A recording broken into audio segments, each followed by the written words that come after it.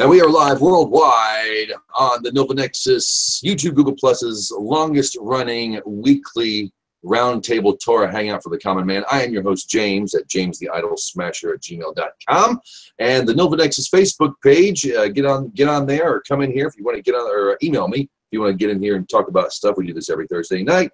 Torah chat, Parsha chat, and anything else anybody else wants to talk about. This week, a topic that is the most under-discussed topic, and probably one of the most important topics that needs to be discussed. How do Noahides find the right shiksa? Let's just put it that way. We'll just make it pretty clear and simple, and we'll just get right to the point. Because I had wondered that myself, and I went through a lot of dating. I dated a lot of girls, women who didn't, ladies, some of them actually, I went through a time when it was just, there was no way that this was going to work. Particularly not because I didn't go to church, because, people I knew, didn't go to church either, but it's that I outright rejected Jesus as God. And it's hard to find a nice girl. It's hard to find a nice Christian girl who's going to put up with that. Or it seemed to me. I couldn't find one. Not that was crazy like me.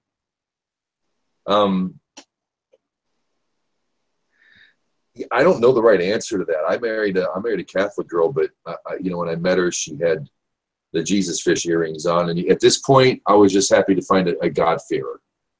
At that point, I really didn't care about the rest of it, and I said to her, "I can't go to your church. I can't bow to your statue. I can't do that. I've got to, I've kind of got this thing going. I don't do that. I can't do that." She's okay. Now, since then, we've got our ups and downs, and she doesn't like me singing "Dead Man on a Stick," so I try to avoid saying "Dead Man on a Stick" around her. She doesn't like that. It's tacky, and I guess I can understand that. That's a respect issue. Okay, maybe I shouldn't say "Dead Man on a Stick." Hello, Rosalie. Shalom, James and John and Lee and Ross. Yeah, I'm driving, y'all, so keep it up. yeah. What are your thoughts, Lee? Because I know you brought up the topic in the Nexus. Next week, by the way, I am seriously considering the second commandment, not just the Noahide commandment of theft, but why God would say kidnapping, why God would specifically say kidnap, and how that relates. That's coming up next week. In the meantime, it's a great topic. What are your thoughts, opening thoughts on the matter? What's going on? What's going on in your mind for this topic, Lee? Okay. Basically, it's less thoughts, more questions. Well, as far as I know, there's no commandment saying we have to marry other Noahides, exclusively. But does that mean so? And I don't know if I remember correctly, the only people we're prohibited from probably marrying is idolaters. So we can scratch that off immediately. It just comes down to what standard are we working with here in terms of who you date. Like you can find nice agnostic girls to pretty much follow the laws every day of their lives. Are they good enough, or do they have to be and they just don't do they are anti-religion or whatever. Some of them might be former Catholics or something, and it's understandable why they think it's all junk now. Or yeah. I did look. Go ahead. I'm sorry, Lee. I didn't. Okay. I did look up in the Divine Code. Yeah, you're right. There's no commandment or anything like it of anybody who a descendant of Noah is supposed to marry. If you've taken the laws, rejected Shituf, and attached yourself to Torah and God and Israel, you're right about the idolater, but that's not even a commandment. The only thing that I looked up as far as the illicit sexual behavior, you can't marry your sister. or your half sister. You can't marry, your cousins and stuff like that. Mm-hmm. But yeah, there's no standard whatsoever given. We can't marry Jewish women. That's Right. one thing we can't. That's the one you can't touch. Right. So I guess the other questions are: do we have to just accept the secular person as a person who basically follows the law and is a good person? Are they good enough? Or do we have to go around like creating other Noahides, like by spreading the word, and then eventually they hop aboard? Or what do we have to do here? And here's the other issue: there are like 12 of them on the planet in terms of like available Noahide women, and they're spread across the entire world. So this is another issue. Now you could say, like, for instance, I'm seeing this really beautiful woman right now, sometimes when she lets me. And last night, I put her through the ringer and I said, okay, we're going to find out once and for all. And she doesn't want to be called anything. And she's anti, like, organized religion. She's agnostic, has no real feeling on the God matter. But I put her, but we know, like, you can be agnostic and it's not a prohibition. Like, you're not breaking any law there. So I put her through the ringer and said, like, here are the categories, and she scored 7 out of 7, but has one like minor question about the entire thing, which is kind of a funny question. What is it? Okay, so she scores 7 out of 7 in my mind, but she just has one question, and it only has to do with females, because we know like homosexuality is not allowed. The male homosexual act is forbidden. That's it. But she wants to know what's the and that's, I think it's like a man-on-man thing, but she wants to know what is the Noahide position on, say, a woman-on-woman. And as far as I know, it's kind of like, it's not ideal, but they're like, it's just, they seem to be more concerned with the man-on-man deal. I'll tell you this, it's not even brought up. Yeah. From That's what I saying. read, hey Lee, from what I've read, the female-on-female thing is not, it falls under the female masturbation thing too, because females are not wasting seed. Right. That's the issue. Right. Female to female, they do not like that either. Yeah, lesbianism is prohibited through rabbinical prohibition. It's not biblical, but it's rabbinical. Right. Okay. Because you're supposed to, because whether she likes women or loves women or sees Marilyn Monroe and is like, whoa, gets chills or something. That's natural. It says in the Tanakh, King David loved Jonathan more than a woman. So. And then it reiterates later on in the Tanakh, I think in 2 Chronicles, it says, the love that King David had throughout his lifetime with Jonathan was greater than a woman's love. Whatever that means. Mm-hmm. Whatever that means. They didn't have to have the male homosexual act. It wasn't a thing. That love was. They didn't need it. That's how big the love was. So with women, the reason why lesbianism is because a woman, you're supposed to be fruitful and multiply. Give yourself a chance, Right. Right.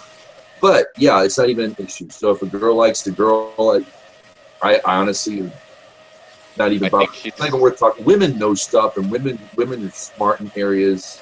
Yeah. It's disgusting. So if I put it just as disgusting as the male homosexual act. Right. So I do. So let's assume let's use this example of the girl I just brought up. She doesn't do the God thing. She's agnostic. She follows all the laws and is a generally and genuinely like good person. It's like, is this a candidate for a Noahide? Marry her. Yeah. First of all, you got to date her for a while and figure out if you like her and take your time. Geez. It's not like you're going to jump right into it. Dating's forbidden in Judaism. You got to go right for it. Gotta go right for it. Yeah, okay. I dated. No, I'm not joking. Dating is considered promiscuous. Promiscuity is Yeah. absolutely 100% forbidden. Okay, so I have to save my seed, even though I'm with if I date this girl. Correct. Your seed is your business. We don't need to know about your seed. Thank you. No. TMI. TMI. I want to No, know really. the rules. I need to. I dated my wife twice before I knew. Okay. I just took it. You know, if you're ready, if you're setting yourself and you can handle your own business, you're supposed to be able to take care of her, and she doesn't do anything. Right. Most women today want to do their own thing. They're going to do their own thing. Right. That's her. She's one of those. Financially, that's even better. But yeah, if you like her and you're not, He's okay. talk about having, talk about it. When you want to have, kids. That's the thing that matters is kids. Yeah. If you try it, I don't know. Part of me says, yeah, go for it because it worked for me. But I could send you down the wrong road. You'll know, but don't be afraid of it. Okay. And jump. I put 2 posts in the Nexus. Lee, read them. Okay, will do. She has some other questions as well. Like, here's a good one. Let's say we get married, have a little one, and she's a product of the Catholic school education, which even back then she was like, I'm not doing the Jesus thing, I'm not doing the church thing. I'll just take advantage of this spectacular system that they have that's much better than the public school system. I would say I will not allow my child to go there, but she wants to know what do you guys think if the schooling system is better, and we explain to the kid like all this stuff is made up, but I don't even want to really put him in that environment. I'm with you, Lee. Don't do it. Yeah. Yeah. Send him to Hebrew school. Send the little kinderlock to Hebrew school. I would love to. And there are also private schools as well that are non-denominational. I send my kid to a Christian daycare because it's the best one around, and they're really, really good people, and they do really well with the children, and it's right up the road. Well, see, this is our other issue. We have zero infrastructure. There's no Noahide school. There's no Noahide daycare. There's no anything. So that's another real issue. But okay, one last thing. What if she doesn't practice any like lesbianism or anything like that, but what if she's pro like LG whatever BT whatever it is? What if she's like, and I explained to her we're not hard on these people. No one's like chopping their heads off or anything like that. I think they all we have to treat that issue with extreme sensitivity because they're not all created the same, and they're not all that way for the same reason. And I think John brought it up one time too, like male souls being born in females, and that the rabbis of old were really troubled by this. And she doesn't have the same. I'm just basically it's not ideal, but I mean, what are we gonna do? And she's like, no, let everybody do their thing. Are you allowed to? Are you now? Is An open relationship is what we would call it. What's that? An open relationship is something James and I would be known to call it, or Ross. Is she open? I mean, does she want to invite people in? Is that what you're saying? No, she's just pro. She thinks that they shouldn't be persecuted at all, which they're not anymore, really. I don't think she's breaking a law just by having that opinion that it's all good and you just let it slide, because she herself doesn't practice this type of thing. And we already discussed she technically can and not break any law. Men just can't. Let me ask you a question, Lee. Please. Let me ask you this way. Let me put it this way. It's not really a question, but I guess it's a question. I can make it into a question. All right. Do you think it's an acceptable thing for, let's say, a rabbi to, let's say, go into the local diner, the local non-kosher diner, And do what? Eat? Just walk in it. Just walk in. Sure. Why? Well, I guess you could argue that he might be tempted, but I mean, if he's, But wouldn't you say, Lee? Wouldn't you say that it's by, let's say, a rabbi who's supposed to be keeping kosher? yeah, right. Would it be an acceptable thing for him to be going by going to a place? Wouldn't he be in turn Endangered? No, Sinning. It's promoting such a behavior.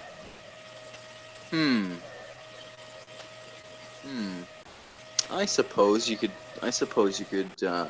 take it that way. Yeah, sure. I remember Rabs got he was real hard on they were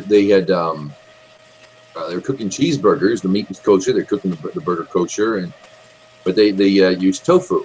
They have tofu cheese. They have, and he was like, no, we can't do that. And I'm sure it's rabbinical, but he's like, no, because that might lead another one to think, oh, there's a from Jew eating a cheeseburger, so cheeseburgers are okay.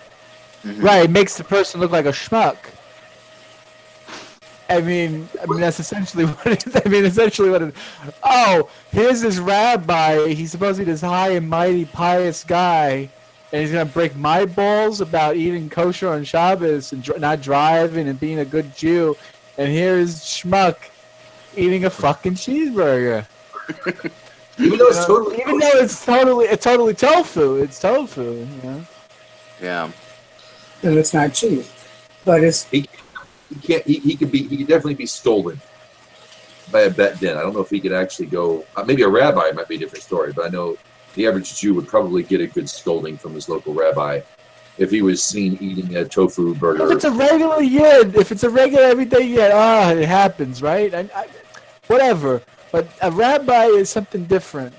That's all I'm saying. I'm just saying, it depends on you, Lee. I guess what I'm saying is, it depends on how pious you want to be. Well, I would say it's probably better not to endorse LGBTQ. Yeah, I don't. Welcome to the room, Path of Abraham. Is the end of the world coming? I mean, we finally got Abraham in this room. Mashiach is here. Mashiach is coming. It's one of the signs, right? We're talking to Lee. We're talking to Lee here, Pat, just to catch you up on. Lee found the perfect girl. She's one in a million, but she's pro LGBTQ. Oh my God, oy vey. She doesn't do it Does herself. she act on it? Like, she's not out there. A supporter. She's a rallier. She's like, yeah, give them rights. They have a right to live like human beings, kind of a girl, right? Right. And yeah, she doesn't want them to be persecuted in any way. I don't think she's out there in the parade necessarily, but she probably would be. I mean, marry her. That's a political thing, and she's humane. She's not calling for anybody to. She rejects the term. Basically, she's really good. She's 7 out of 7, but she just doesn't want to be called a Noahide, and she doesn't want to get into prayer, or she doesn't want to do the God thing. And I suspect it comes from like her upbringing. But I don't know. I think this is an acceptable woman. I'm just saying. Yeah. Women don't have to daven every day. They're not required to go to these people or convert Christians and then marry them. Like, holy. No, you don't have to convert. Keeping the 7's pretty easy for most people. And if she's a good woman, that's what counts. Is she going to be good to you? Is she going to be a good mom? And does she support my wife? She was raised Catholic, and when there's family events like funerals and whatnot, she will attend. And because that's all every member of her family is. I'm not going to tell you not to go to your father's funeral because it's in a Catholic church. But who am I? But she's very supportive of what I do, and she's always been supportive of that. She would do the Nexus thing and buy a chumash or something, and I want to give some tzedakah here. She's real good about that. She supports me in doing this, and I said, I talk about our kids. I said, I know that we have our parents and your parent, my parents, your parents. They're they're going to have a heavy Christian influence. That's not, I don't think really it's all that bad. It's She-Tooth, and She-Tooth is better than nothing. I know that sounds weird, but I think so. And she's a God-fearing woman, you know. But all I know is that I want Friday night to be a family night, where we mark Shabbat, and if we have a lit bush in our house during the winter time, there can be no, there's certain concessions. There can be no religious symbols on it. There can be no angels on it. No prayers tied to it, because there's a Buddhist prayer tree. Yeah, that's the one we'll fight about. We'll fight at Christmas, but other than that, she's. Christmas is hard for me too, man. I'm easing up a bit, but still, part of me just wants to burn them all down. Part of it.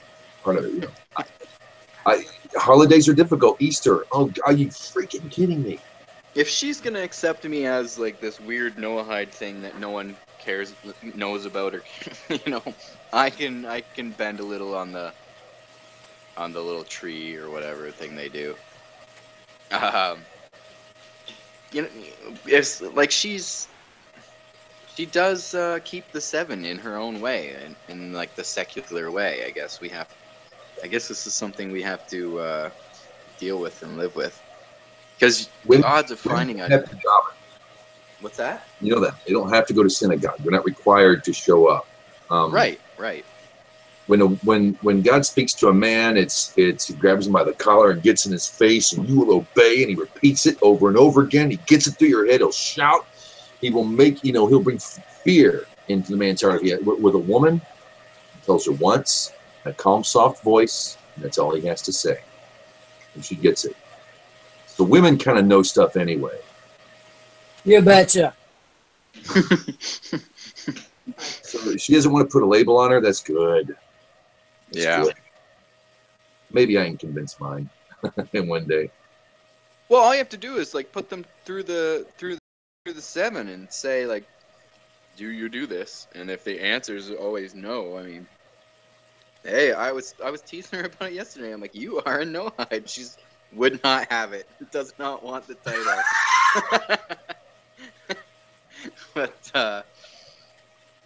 But she's definitely special. So we'll see how it turns out. There was the Shmooze put out a video this week. SHMUZ, Facebook or YouTube, and he just put out a video today. What's worse, Lashon Hara or cheeseburgers? A lot of people, would think cheeseburger. Oh, what are you doing? Mixing meat and milk. Go to McDonald's. It's nasty beef and this filth food. But Lashon Hara, gossip, evil speech is so much more. There's so much more attached to it. There's eating a cheeseburger is unclean. Yes, it's nasty. You're not supposed to do it. But compared to Lashon Hara, or I'll just go murder, theft, illicit sexual behavior, eating a cheeseburger. So if she's a lover of cheeseburgers, you're on. If she's not super religious, where she thinks that Jews are aliens zipped up in skin suits,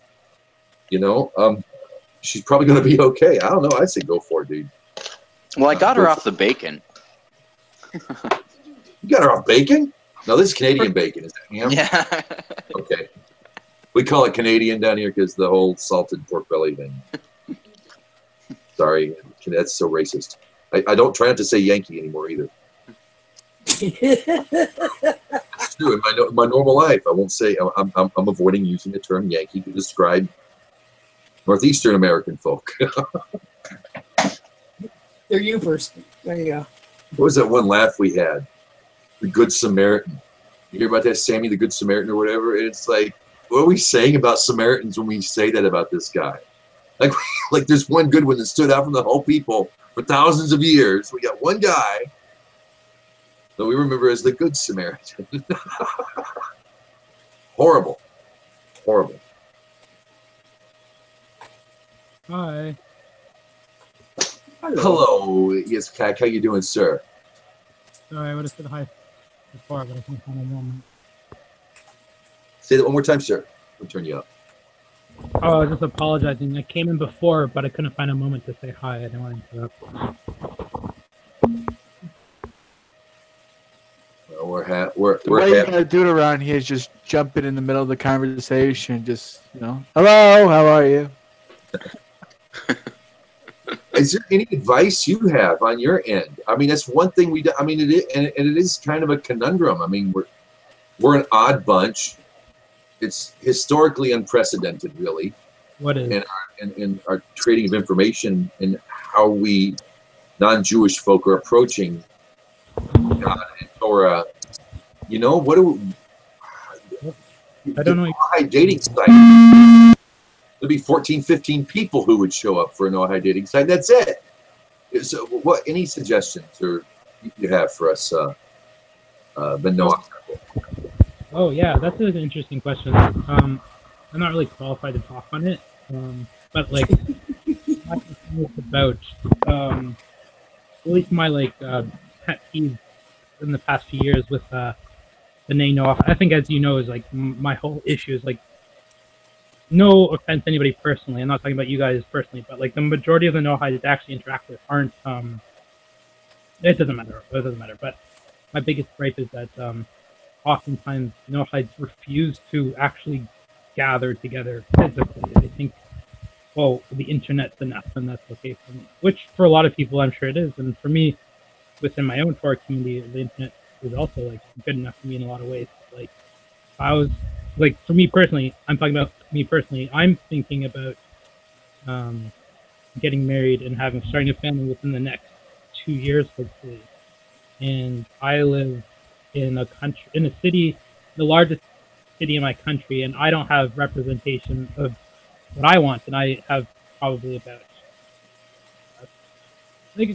around I don't know, maybe 20 to 30,000 Jews around me that I could potentially integrate with, but like they're not quite on my particular path, and I'm not going to stay here, so I'm moving to a different country and possibly a different continent just for that process, because it's that, and it's also rooted in the idea that like I think that's necessary. I think community is number one, so I think that's just ingrained into my outlook in general. So it's like a gripe I have with no hide, because I really think they should adopt the Jewish model, and I think they should often adopt what a lot of no hides in other places in the world are doing too, where they're actually like, well, this can't grow if there's no physical community.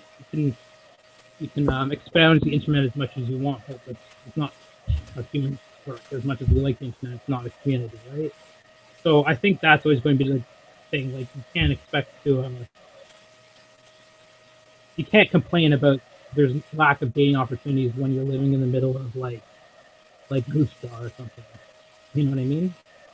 So, yep. So that's the first thing. I just got to lay down and say this. I think there's got to be more effort on the Nexus, especially in the angel world, to actually come together physically, to have not just like a community for dating, but even to have like a sense of legitimacy to bring other no-hides. Because one of the biggest things that affect the no-hide world is that so many of them convert specifically because they don't have a community. And they're like, oh, I might as well join the Jewish community because there are no hides. Well, there's a lot of no hides who just don't want to live near each other for some reason. So that's like the biggest thing. If anything, there's everything else I think is details when it comes to no hide dating. Is like in the angle world, like in the no hide that I know in Canada, in America, in Australia. I don't know any UK, but yeah, it's like they're intelligent, smart, a lot of them relatively in their country, but they're just like, I'm okay. And then they'll just complain about it. And I'm guilty of that too, in a way, and I think I kind of woke up to that and getting my stuff together and packing out. Now, that being said, I realize it's not capable for everybody, so you got to make do with what you want, and it's also kind of maybe counterintelligent if you're a very strong B'nai Noach and you're very rooted in your faith and you're not going to like give into idolatry, and there's a woman or a man or anybody who wants to be your partner and they're not on that path, you can't really reject them and say like, no, sorry, oh, you don't know the bracha on this? Oh, I'm sorry. Oh, you don't read the parsha? Oh, you don't know what parsha is? No, go away. That's kind of, you know what I mean? like it's a balance. It's like to have a strong Noahide family. Okay, I'm going to take that off the table. Have a strong Torah observant family, regardless of Jew or whatever, it's fundamentally rooted on both parties being on the same page, right? Now that doesn't even work on the most holy of occasions. Doesn't even work with when rabbis marry moras of like high learning caliber. Even those people who are learning Torah, they don't always get along the same eye. So it's not about seeing eye to eye. But if you see eye to eye enough that you're both willing to spend the rest of your lives with each other, I think the debate is pretty solid, and I have enough confidence in the truth of it. If the name knows somebody who's maybe Fading out there, dude. Can't hear you. You got muffled. Try that again. You were muffled there for a second. So what was the last thing I said? And then I finished. You're still muffled. Anybody hear me? Is it better? You guys matter. Okay. Yes. Very much clearer. What was the last thing I said, and I'll just finish quickly? What was the last thing you heard me say? Something about the rabbis marrying Asians or something like that. Oh, okay. No, I was just saying, like even like the most observant relationships, you don't. It's not that they see eye to eye each other; they just have the same end goals. So I think we can take it to like a certain degree. So like, if you have somebody that wants to be with you for who you are, and you're like honest, you're saying like, I'm they're like, okay, that's cool with me. I guess. And then you know what I mean. And then it's also like I have enough confidence within the Torah itself that if you're with somebody who's I think You're gone again. that's also a balance. It's also a balance. I think if you had the money, It's like trying to decipher the Dead Sea Scrolls here tonight. I think, like, with this girl, I'm not forcing her to read the Torah or pray or anything like that. If she accepts you doing it and supports you doing it, dude. Because I had some, there's some really good women who were, who I became rather fond of, attached to in some degree, and it came down to kids and the fact that I was an extremist. I mean, that's what I was called by a couple people, extremist. And I guess I am an extremist when it comes to, I'm an extremist monotheist. Yeah, I'm, You can see that. But my wife accepts what she supports it. I had the little Noahide radio thing for a few months. She supported that. I started the Noahide Nexus every Thursday. That's like, honey, I can't have you work on Thursdays because I need you to take care of the kids while I do this.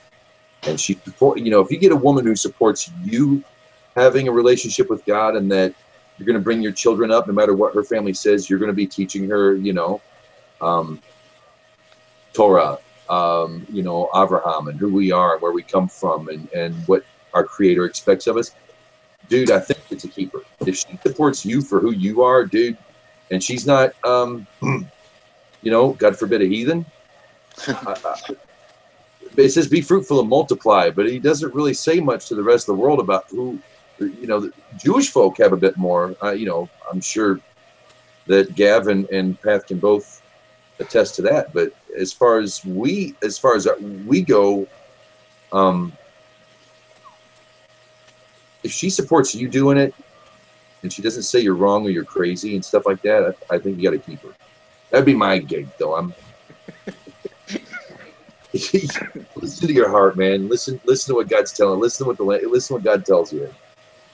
I wouldn't worry about her, being a liberal or supporting. That's she wants people to be treated well, How about this? We won't really have like a mass change in the amount of Noahides in the world until the basic Mikdash is restored, and everybody's like, oh, okay, Torah is true. So the next best thing is making babies and raising them in Torah. You know what I mean? So I don't know how picky one can be in that aspect. If you find somebody who's like, okay, I'll have your children, and if you want to raise your household, and I'm on board, then it's kind of like they're on their own journey. This is the thing I think a lot of people look to my. I'm not even married, so I got to there. But I've learned enough on this that I know this is the truth. a lot of people want to find a mate that they're either subservient to them on a male side, or if not, they want to see somebody who sees eye to eye on them, and that's not what it is. Hashem specifically says that it says man and woman become bust out of God, they'll become one flesh, meaning that they're two sides, they're two separate entities. There is the idea of like there should be iron sharpens iron, there should be a little bit of back and forth, but the whole idea is like they're their own person, you're your own person, but regardless of your little bickering back and forth, you both have the same end goal ideals, which should be raising ethical children and ideally ethical monotheistic children. But in our day and age, I think the best thing you can think of is a child and a family who's together, has morals, who has integrity, and want to help their fellow man, and that will be the best way to bring about Torah. So I think we can be all high and mighty and say that we want all these things. Like I could say like, oh, I want a woman who's the daughter of a scholar of 13 generations and has money and all this stuff. But I'm like, no. If she's happy, if she wants to learn Torah, if she says, like, I will, kind of like extremists, I'll fight a government for the ability to raise my children according to monotheism, then it's like, okay, we can figure out the rest later, you know? We're in circumstances where the Torah is really starting to burgeon and bud that I don't think we have the opportunity to stop it in these ways. I think we should foster its growth in any way possible, especially in kosher ways. So I know B'nai Noach doesn't really have the issue about some of the restrictions when it comes to marriage. I think there's like differences depending on the culture that the B'nai Noach comes from.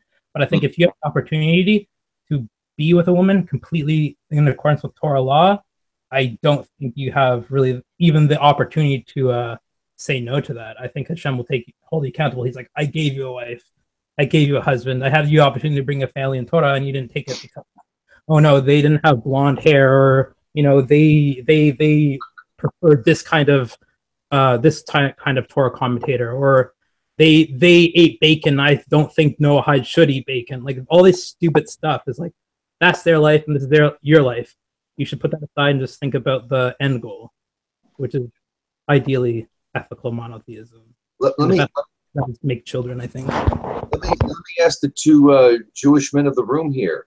A marriage in Judaism, or at least in the Jewish community, but it's not what we out here in the nations would necessarily call it's the way you approach the whole thing is different. Like, I guess the word romantic should tell you right there. It has nothing to do, but there's no real romance. There's no big. It's not about fireworks and just passion. And I saw her on the street, and I just had to have her. But you know, it's more like you find somebody, like you get married, and you're there to do a job together. It's like Well, think about it this way, James. The fact that almost like the groundation of the whole marriage ceremony is a legal contract says a lot about it. It's like, you agree to this, I agree to this, and this is the end result. It's a business contract. It's not like, you know, running off into the hills and getting married on their palm tree. It's like we're agreeing to like circumstances, how things you want to do. If you violate our contract, then you'll be in contempt to the business partnership, and that can lead to this, and we'll bring you to a court. It's like the whole mentality is different. It's not about romance. It's about end goals. Romance should be a part of it. I'm not talking about, you know, arranged marriages or anything like that. All I'm talking about is like, if you're on a date with somebody, you shouldn't be talking about, oh, what's your favorite movie? It should be like, how do you want to raise your children? Political views. Like, not your favorite color, not where you want to go for the weekend or anything, not if you want to see a movie. It's like literal things. It's like, okay, so what would happen? Would you move under these circumstances if the government decided to do this or something like that? You know what I mean? First you go into the dating aspect, grilling the other people, figuring out who they are and what they want in life. And when you get to marriage, the whole point of it is signing a legal contract. So that like throws out the whole definition of Western marriage. Yeah. Applying to the system out the window. But I have to go back to work. So it was nice seeing everybody, and I'll try to be back again. Sorry to rush and people out, but I want to make sure I actually got an opportunity to say hi to everybody. Shalom. Shabbat shalom, my friend. Thank you. Merci, muchas gracias. That was good stuff. I agree with everything he said. It's all common sense stuff. Here's another issue, though, that I ran into with this girl. Because, you know, you run into these girls, and they're like, oh, I want the princess wedding, and I want the like all the things that everybody does for the last like 150 years. And I'm like, well, let me look it up first. First of all, I don't even want to do half that stuff, but I'll work with you on it. But I want to know how Adam and Eve got married. I want to know how all these married, like, I want to know how Noahides, quote unquote, even though it's not a quote, it's nowhere to be found, got married, and what the ceremony was like. I wanted, because this is the if you're doing that, you're figuring out how people got married, like where the custom came from, and like how to do it properly. I know that I heard that Adam and Eve, the reason why a Jewish couple are married under a canopy is because Adam and Eve were married under a canopy. God made a canopy for them to be married under. And Jewish weddings, they got a little canopy, a little 4-post thing. I almost want to say that you take a wife, you just come to an agreement. It's the legal thing is, I think, depend on the country you live in. If you have sex with her, she is yours. End of story. As far as Noahides go. Totally agree on that one. I like it. I do like it. I mean, that's one way you acquire a wife. Rabbi, Gav, dude, I know, but you got Rabbi up on the screen, and you're smart. You do teach people, okay, and you're married. So, what are ways you would say that Torah would, or examples even? I know we can look past halakha here, and say that is read.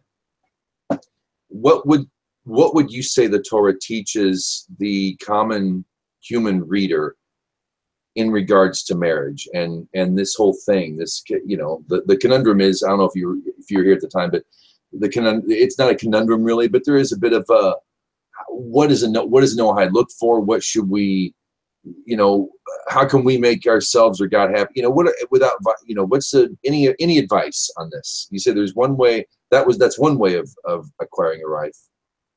They just had sex. That's Adam and Kava. Anything else you might anything you might know or could pass on? So, marriage in the Torah, the best descriptions we have of it, we actually get in Genesis before the giving of the Torah at all. What works in marriage, what's happy in marriage, what to look for, all before Israel becomes a nation in the beginning of the Torah. We see that polygamy is permitted. It's not really addressed. It's neither here nor there, but it's certainly not prohibited. But that the people in these relationships tend to be very miserable. Only one wife ever seems to be truly loved. And that there are ideals. I mean, look, when they send Eliezer to go search for a wife for Isaac, he finds a woman that's kind, I'll give you some water and, also for your camels. So that's one thing, you have to look for someone that's kind. As far as it relates specifically to Noahides, I mean, let's just some obvious ground rules. Let's just make sure that the lady you're interested in, or the man you're interested in if you happen to be a lady, is on the same page with you as far as the 7 laws. Let's use that as a starting point. That shouldn't be too difficult. And if it is, convincing them shouldn't be too difficult. That's kind of where you have to start from there. As far as what defines a marriage between 2 non-Jews, it's only the physical aspect. Whoever you're shacking up and, hate to be so crass, but whoever you're shacking up and bumping uglies with, for the time being, that's your wife. That's your spouse. When you part ways, you're no longer an item. It's really, it's much more simple for Noahides than it is for Jews. Could we say that we have, or that maybe the church has, in spreading its influence around the world, maybe kind of tried to emulate that there's a great responsibility with being an Israelite. Okay, you know, there is a response. I think I think a greater responsibility than anybody else. So the marriage would incur some of that responsibility. Is that correct? But with Noahides, have we tried? I think maybe to emulate that, and that's why we kind of wound up with this. I want to say flawed marriage system in the West we have now. That we've tried to reach for an imperfect way or a perfect way in the wrong way. You got to remember too that marriage also was a way back then to keep STDs to the minimum. True.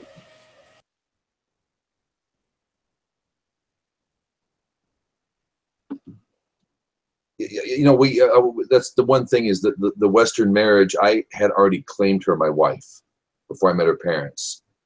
And I casually said that after dinner, and after we had dinner and had a beer, it was like I consider her my wife already. The rest of it's just window dressing. Yeah.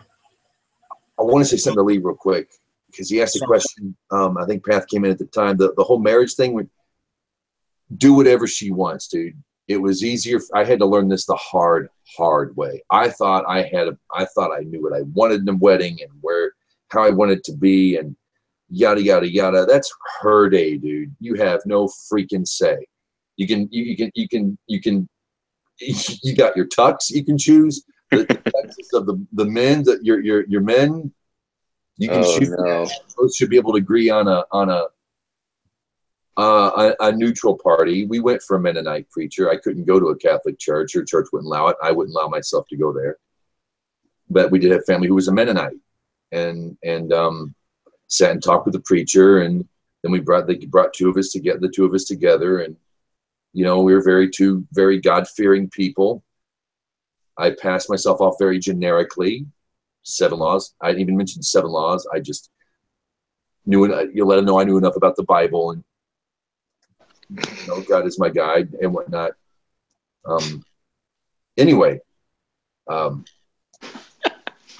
far as the wedding, whatever the hell she wants. If she wants the whole princess thing, then you're like, great. How are we going to pay for this? You know, that's the first thing you say.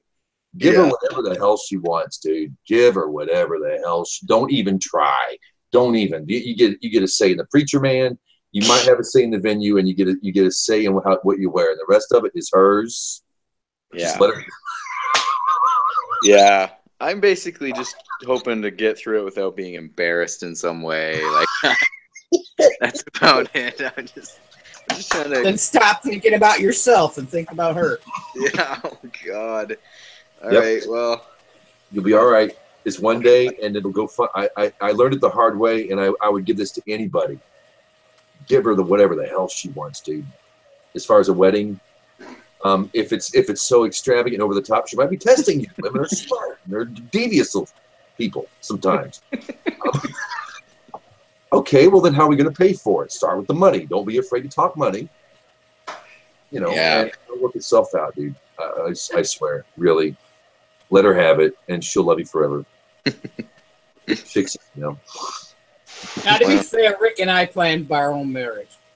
We planned our own wedding, and it went off really well. And he did most of the stuff. So he did most of the stuff, and I'll give him that. So it's like, really? Yes, he did, and he did a very good job, and I was very proud of him. Were you all in the same church? Yes. Cool, that helps.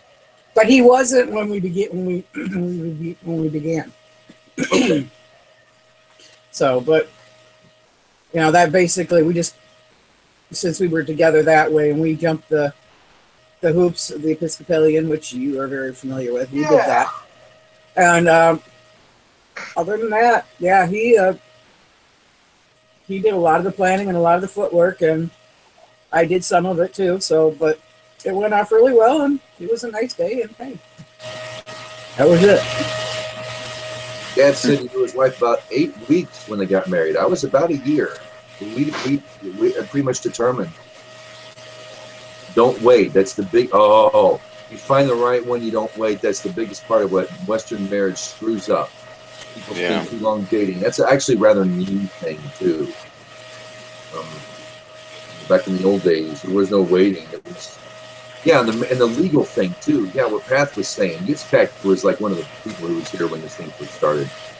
So he's a VIP when he comes in. Because we don't see him a lot. But he's right. It's a legal contract. It's the rest of it will work itself out. Is that how it is in Judaism? I mean, how do you look at women? It's like you find one that's willing to go through the motions and follow the laws, and the rest of it, like the romance and love stuff, does that naturally work itself out? So what you do is you look for someone. So step one, formulate in your mind what your marriage ideally is going to be about. What type of goals do you want to pursue in life? How many kids do you want to have? Where do you want to live? What are your common interests? You should always base your decision on a marriage partner on practical, rational reasons rather than butterflies or feelings or any of that other bullshit. Pardon my French. Sorry. I'm sorry. Any of that other nonsense. Sorry. But that's really just it. I'll be very honest with you. And so many people, 90% of them, when they hear this, their jaws hit the floor. They can't believe I just said what I said. I didn't love my wife when I married my wife. I didn't love her. I knew she was an amazing person. I knew that we had a lot in common. I knew that we had similar interests, and I knew that we had similar life goals and life aspirations, and that's what I based the decision to marry her on. I didn't base it on any feelings. Now, of course, over time, those feelings develop, and the second you get married, they develop pretty intensely on a number of different grounds, and so far, that's only gotten stronger. If you do it the right way, that's how it'll be for you too. Yeah, I think everything you're saying makes perfect sense, and actually, when I use that guideline in my own situation, it seems to add up. We're doing that everything you said already. We're like talking about everything that you said there. All those topics. So, and she is like 7 out of 7. So yeah, he put it through the ringer the other day. He said he came around and finally they sat down together and he asked her, Well, yeah, because she's agnostic, and she's like kind of anti-religion, and which is understandable. She's raised Catholic, right? Yeah. Or in the Catholic atmosphere, at least. Yeah. But when she doesn't ever want to be called a Noahide, but I asked her. I went through the categories, and she's scored a perfect score. And I'm like, you are, you're a Noahide. She wasn't really pleased with that, but still, like, just a good girl, and I think I should take it seriously. Wow. Well, dude, that tells you right there. Yeah. Take her. I'll try. She'll have me. I mean, I got my own work to do. So that's okay. We'll see how it goes. It's funny, Gav, because you came in.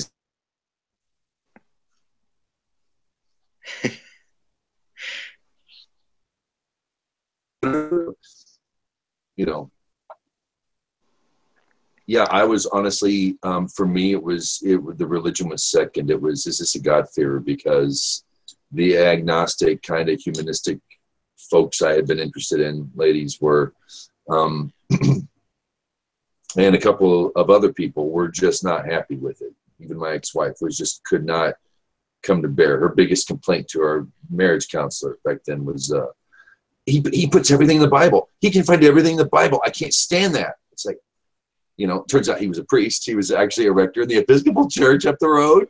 I didn't know that. Yeah, but it's like, well, that's just kind of what I do. I don't really have a choice. It just kind of comes out. I was thinking about this recently. Like, this woman said this to me. She's like, you have to be like really tolerant of everybody's religious choices, and you have to just accept them. And there's a part of me, like, I understand where she's coming from. She's very kind, but at the same time, like the same people who are speaking in tongues on Sundays are voting in elections. They're holding positions like what you just talked about in the real world. And it's like, that is pretty scary. We don't want that. We can do better. This is far from ideal. Like, I don't want to be, yeah, you know what I mean? Like, they're holding high positions, like some of these people in the world. Yeah.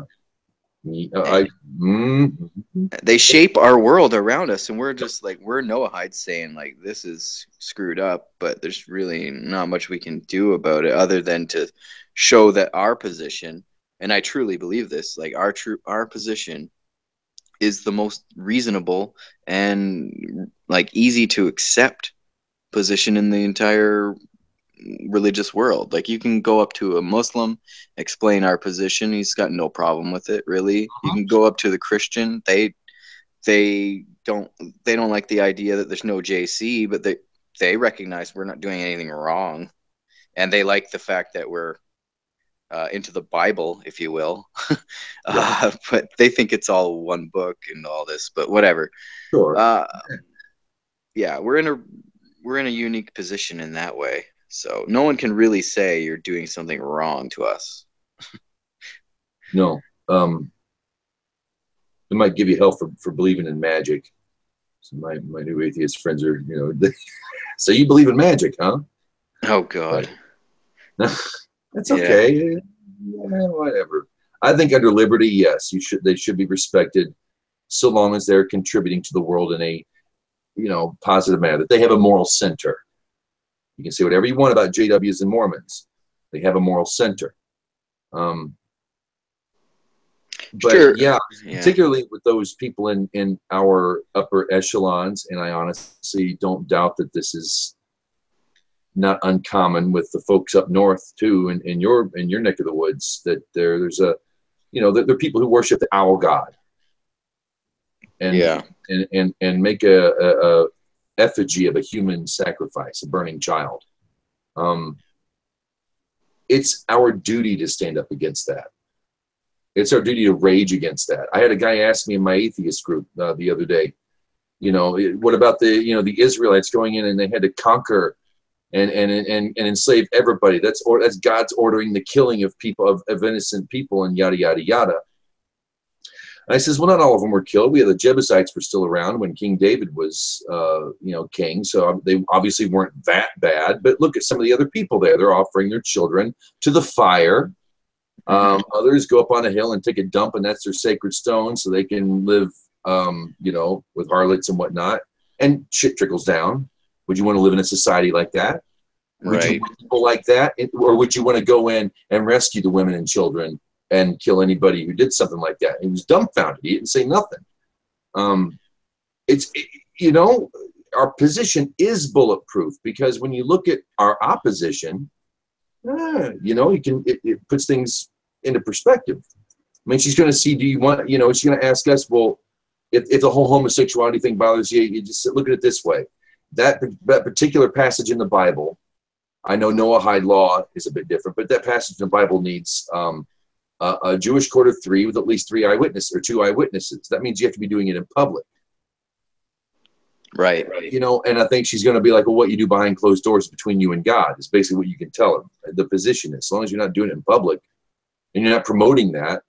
Promoting civil rights, though, civil liberties, you can't fault. I wouldn't fault her for that one. It's not.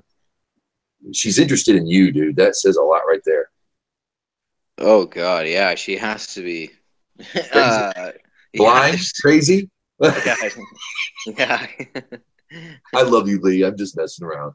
Yeah, no, you're absolutely right. I'm still trying to figure out her angle here. I'm like, what is this? But yeah, she seems like a good girl. We'll see how it goes. But yeah, thanks for all the info and help on this. Because for a long time I was like, this seems like mission impossible. Because if we're going for the ideal, you'd want to meet like another Noahide, I guess, who is like full bore and the Torah and all this. But it's just not practical right now. So I guess in this way we're still, if you get with another 7 law follower, create more children who are doing the same, and sprinkle in some, or influence them in the into monotheism, then you're just still doing the right thing.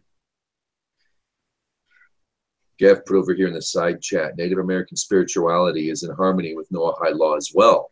A lot of Native spirituality is monotheistic. Gav says he knows a Cheyenne medicine man who is a Noahide as well. Sure. Cherokees as well, and yeah, you'll hear that a lot. There's a few rabbis I've known who were almost got reverent when speaking about Native Americans. Yeah. You often hear them talk about the Creator. That's one God. So most native tribes in the U.S. are pretty monotheistic. There's a handful of exceptions, but like the really bad exceptions would be like the Mesoamerican Indians, like the Mayans and the Aztecs, that not only worshipped multiple gods, but they also had like mass human sacrifice to those gods, that type of thing. That's obviously a problem, but if anybody, it's so strange. Like whenever you have societies like this, people wonder, and they did certain great things in terms of technology or some type of mastery of knowledge, architecture or whatever. Like even the Greeks, Romans, Egyptians, Babylonians, and now you're mentioning the Mayans and Aztecs, they are all wiped out because they behaved badly, and weren't monotheistic, and they're completely gone now. Yeah. And modern society today saved the East, and that's why I think Buddha was a Gentile prophet, if you will. But in the West, particularly, we have grown up in so many ways. If we look at what the Israelites had to deal with in Canaan alone, at the time of Joshua, at the time that they crossed over the Jordan and made their way into the land, what we have, I mean, I'm not saying it's dead by any means. I think some of that still follows down, but I do believe, honestly, I think I can safely say we've come a long way. And a lot of that might have to do with empire. Sadly, it might have had to do a bit with that on both the Islamic and the Christian side. Either way, I think a lot of things, when you go up to the average dude on the street today in the Western world, and you mentioned 7 laws, chances are you're going to have folks who pretty much go along with that. And those who might not go along with it are at least she-tooth. They at least believe somewhere in the God of Israel. They might have other people involved. They're pagan Lucifer or whoever. But we have come a long way, I think. I know we still have a lot of problems, and the horn god still has influence on the world, but for the most part, the masses, us peasants and plebs, we do okay. Yeah, really do. When I've introduced the 7 to people who have no idea about it, typically, actually, the one category they have, like they're fine with all of it, except for maybe something in the sexual laws, and typically it'll be the homosexuality thing, and yet they don't even practice it themselves. So because people were queer bashing. I don't know how it was there, but in Dallas, it was kind of like well known that there were dudes in pickup trucks and football shirts with baseball bats and went into the city to kick some queer ass, and they would drive by people, unsuspecting disco loving dudes, and crack their skulls open. A friend of mine from school, a dear friend of mine, he's like, he said, "Come here," and he put his hands on his head, my hands on his head, and there had to have been at least 3 cracks in it, huge. You could feel the scars on his scalp. Wow. From people who would redneck mothers, them good old boys, them Confederate fuckers come back with their baseball bats, and they just whack the shit out of them. Yeah, that shit's got to stop. If Bert has got cancer and he's in the hospital, Ernie should be by his side at all times. I don't care what they do in their freaking bedroom. It's none of my freaking business. That's his best friend. That's his partner. That's all Bert has is Ernie. And Ernie can't come visit him because he's not a, quote, relative. Yeah, if it takes gay rights to do that, then I'm all for gay rights. Because if, I hate to say it like this, and that nobody's watching live, but someone watching later on at the moment might be, oh, I got a listener, but it was in The Sopranos. You're talking about one of the mob guys got caught in a gay bar.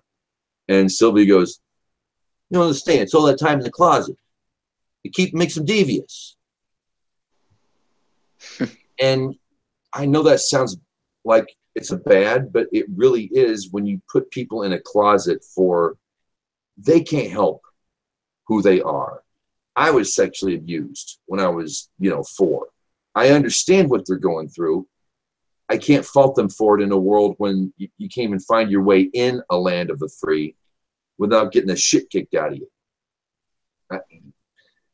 I'm sorry. I think that being kind to a human being is more important than showing them how right I am. Or how right God is, for that matter, on this note. Unless I catch him doing the act, I butt heads a lot of folks on this one. I'm not saying that I appreciate the male marriage, but I think that kind human beings should allow Ernie to visit Bert when he's in the hospital. Crazy as that might sound, I know. I don't know how we got off on this or how I got off on it. I'm going to shut up now and let somebody with better intelligence talk now. Yeah, well, I think this topic hopefully it will help another Noahide out there who is like, okay, I guess I'm never going to find a wife because there are no Noahides near me. That said, I just recently went to the grocery store. I'm in this like tiny town. It's probably like, I don't know, probably less than 20,000. And the guy working at the grocery store, I noticed is wearing a kippah, and I noticed him for a while, and then just the other day, I asked him if he was like a convert, and he is going through conversion. So this is happening. I said that I was a Noahide. I don't even know if he knew what that was. I don't know his story, but just it's happening. Like, it's happening everywhere. So you had some Jewish folks come to town not too long ago, didn't you? About 6 months ago? Oh, actually, I had some people who were working for them, and we discussed. Right. And yeah, they were like little Shabbos goy. They were just doing little jobs for the people who couldn't on Saturdays, like doing jobs. Goys. Yeah. Yeah, just doing jobs to help set up the meal and stuff like this, just to make everything go smooth, I guess.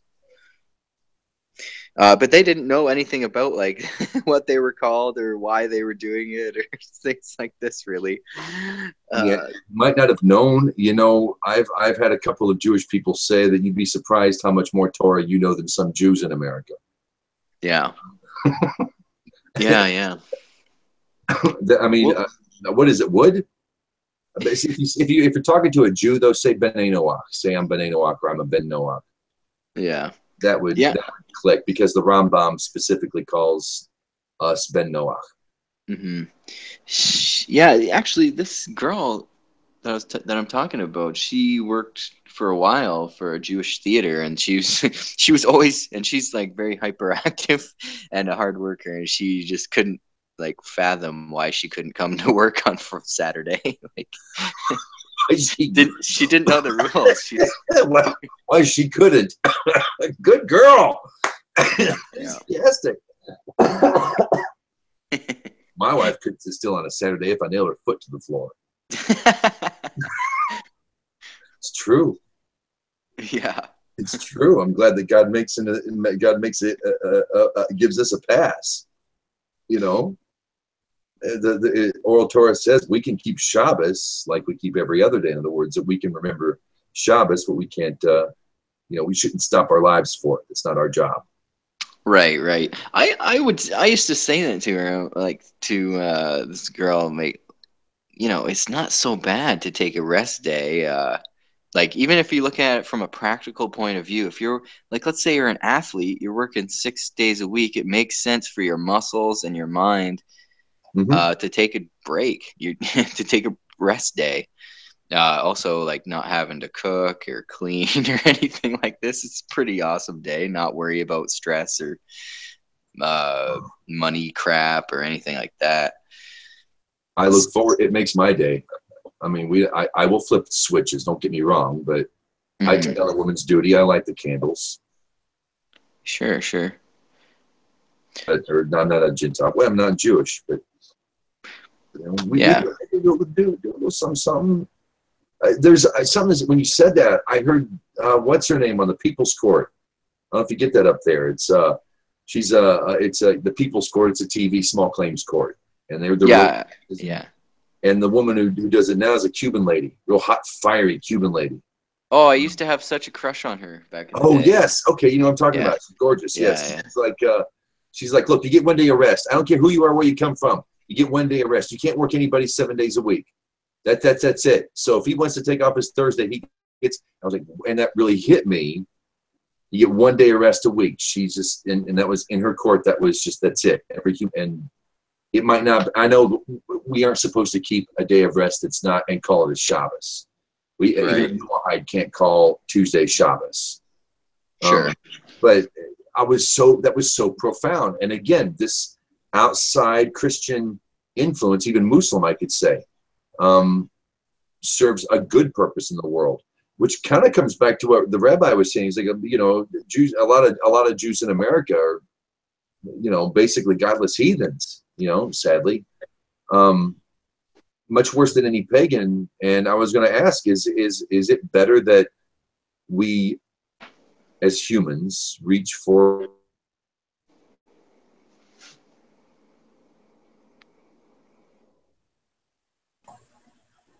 paganism is improved atheism? So the Talmud says that Avodah Zarah is better than Kafira. Kafira is the belief that there is no God. Okay. Avodah Zarah is idol worship is better than that, because even though the idol worshiper is wrong, at least he or she is humble enough to recognize that there's something above them. Okay. Yeah. That seems to make a lot of sense.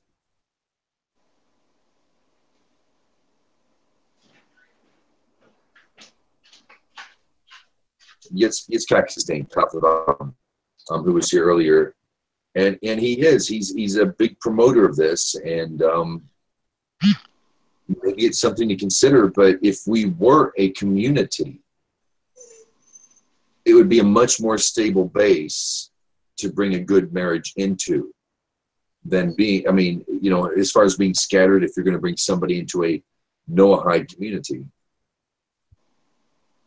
Is that something to consider? I mean, he's big on it. He really, and I can't blame him for that at all. I mean, and I've thought about this before because he's brought it up. I'm thinking to myself, okay, I'm a Noahide. There's a Chabad community up the road and a Reform community a few miles down the road. I have no interest in the Reform. But if I were to attach myself to a Jewish community, I'd still be free of Noah. You know what I'm saying? There's no. I still couldn't find a good wife there. I still couldn't prepare a family because it's a Jewish community. I'm all thinking Israel. No, we don't teach. We go to Israel, and yet my friends teach. Go to Israel. Go to a rabbi. Yada yada yada. Yeah, if we attach ourselves to a Jewish community, we'd still never get a wife. So, would y'all think a Noahide community is a big thing or something to consider? Would anybody ever consider relocation Well, to be part of it? there's two ways. There's two options as far as I can figure. Like, I guess one option is to get some money together, buy a plot of land, mark it as this is a Seven Laws community. If you don't like it, get out. Or we can like kind of be neighbors with the Jewish communities, I guess, or kind of get our way into there first, and then establish ourselves and use them as like kind of a model and to keep tabs on us and make sure we're not doing anything wrong. Because I don't think we should be totally left up to our own devices. I know a lot of Noahides think we should, but I think we could use some a watchful eye at least. Agreed. But yeah, those are the two options, and it's like, or I guess the other option is to just be where we are and try to set up, just raise awareness, I guess. This is something I've been thinking about a lot. Like, man, what better thing that could I do with life, I guess? Like everybody, because I struggled with this for years. Like, what is the thing? Like, I guess the questions are the things that I'm doing worth doing? If you have life and life is sacred. And then the question arises, what is worth doing? I suppose you couldn't argue too hard against someone who is like trying to promote 7 law observance. Someone seems required to do that. Yeah. But to set up like little communities or nonprofits or information centers, or to go out and educate about the 7 laws, and to not only just a religious subject, but a intellectual subject as well. Like, because when you study the 7 laws, you're essentially studying the foundation of morality in the last, whatever, 6,000 years or so, 5,500 years. That's a pretty amazing thing. Pretty amazing topic. So imagine a day where like 7 laws were taught in universities or even in law school. Yeah. Huh. That'd be pretty cool. Or just as the standard for a society, say we, like, everybody must be careful to keep these 7 laws. If you don't, get out, or there's other ways of punishing them. Yeah, I would be afraid of us becoming Noahides becoming an Amish community. Not that I have anything against the Amish, because the Amish are badasses. But I would hate to think that the lessons we get from a people who have always done well in civilization, the Jewish people. Right. There's a meme, a meme, Jews don't camp. And it was kind of a laughing thing, Jews don't camp. Well, I got to think about it. The Jewish people are very people-oriented. They don't want to go out and live on the side of a mountain somewhere. They're very into humans. The Jewish people have always been communal, even with other communities. That even in Torah, in the Holy Land, other communities will be among you, be they Ger or Nochri. They will be around you. I would hate to think that we would. I would hate to think that, because I think that's the impression. Certainly, the one I got out of Path was that we would be an independent Noahide community, that they don't want to live around each other. It's just not that easy to homestead. I don't know how it is out in Canada, but for you to go buy a town, yeah, go to a town of already established people that have churches that have been there for 100 years. It's the most impractical. Okay, Gav says 2 things: stay away from reform. I will second the rabbi's speech in it. Stay away from reform. If you want to go back to Christianity, go to Reform. That's what I was told. Oh yeah, they're basically Protestant Christianity without Jesus. He says yes and no. What was the yes and no for, sir? That Jews are very communal and like people. It's true that Jews live in cities, but it's not because they wish to have close proximity to people. Necessity, then? Yeah, necessity. It's where the jobs are. Right. No, believe me, there's nothing in Jewish history that makes us want to seek out other groups of people and live amongst them.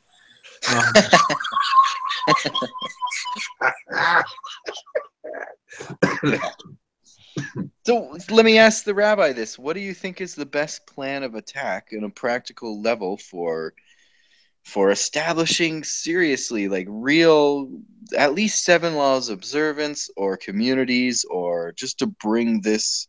I think the Noahites should do more work in this regard to promote 7 laws, because again, it's the easiest thing in the world to defend.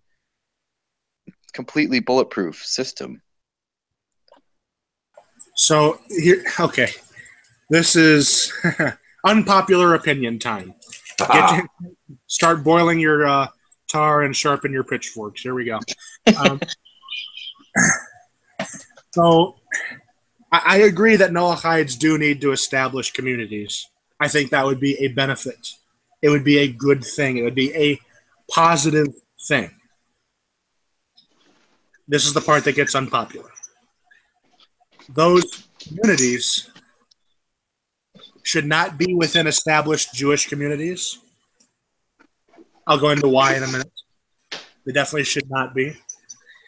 And those communities should only be based on observance of the 7, and that's it.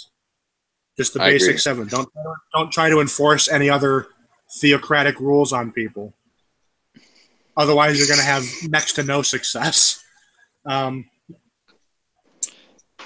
being said, going back to why I said don't establish them in or around Jewish communities, because then people will automatically link you with us, and then they're going to think that you're just trying to get them to become Jews. Yeah. Which isn't true. And for many reasons, you can see why that idea would backfire. Right. I agree. And like, Alan used to bring this up too. Like, we need to just stick with the 7 laws in a strict way. If we're gonna like make a mass appeal here. You can't like, this is on a smaller scale. What it's happening with my little girlfriend here. I don't expect her to care about the Torah. I don't expect her to pray or anything like that. I just expect her to obey the 7 laws. She already does that anyway. So yeah, and she supports you as a man. Yeah, and she yeah. And I'm not saying don't do more than the 7 in your personal life. Right. By all means, do. But the community agreed upon standard has to be just the 7. You can't have dress codes and dietary requirements and all these things. You can't have things like that. Agreed. So in fact, if your community was prosperous enough, you could have proper slaughter of clean animals.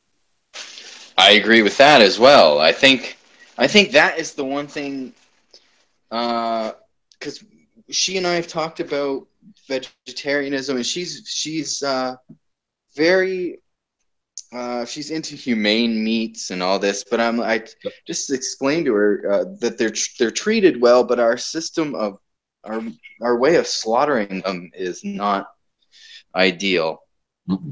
Because I believe it's like, I don't know, they either just jab something in the throat, or in some places they'll they have this like kind of gun that shoots a bolt into their head and their brain.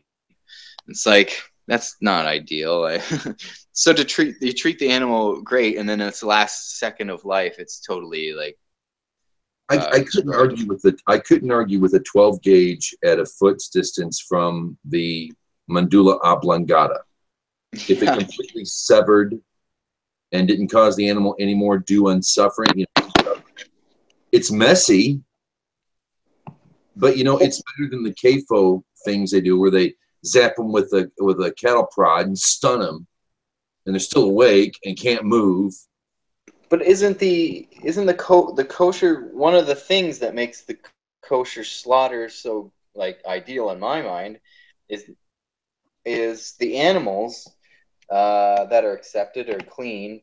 They have a certain like system of arteries that, like, for instance, the pig, I'm sure the rabbi could tell you more about this, where the pig has 2 arteries, so you technically you'd have to make 2 cuts to cut the blood and from the brain and heart, whereas with the cow you can do it with 1 cut, and you know for sure that cow isn't feeling anything. He's out.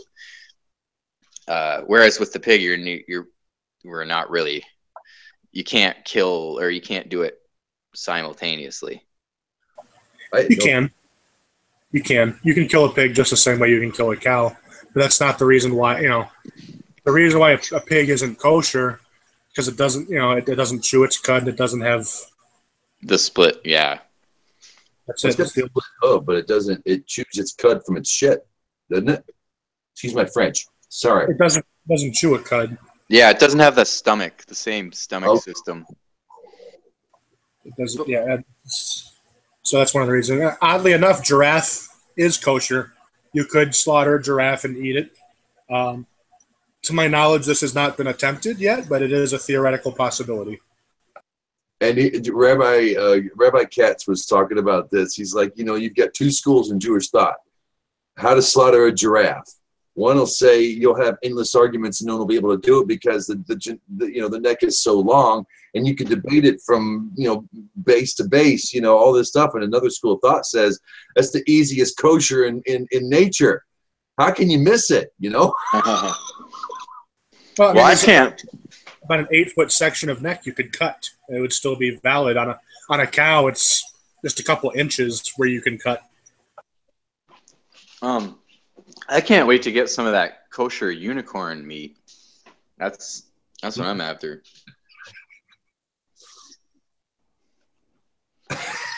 Well, we're Noahides, so technically, if we're not, you know, living in Israel, and that can be seen as in many different ways, but you know, rhinoceros could be eaten by us. We are given all living creatures so long as we treat them properly.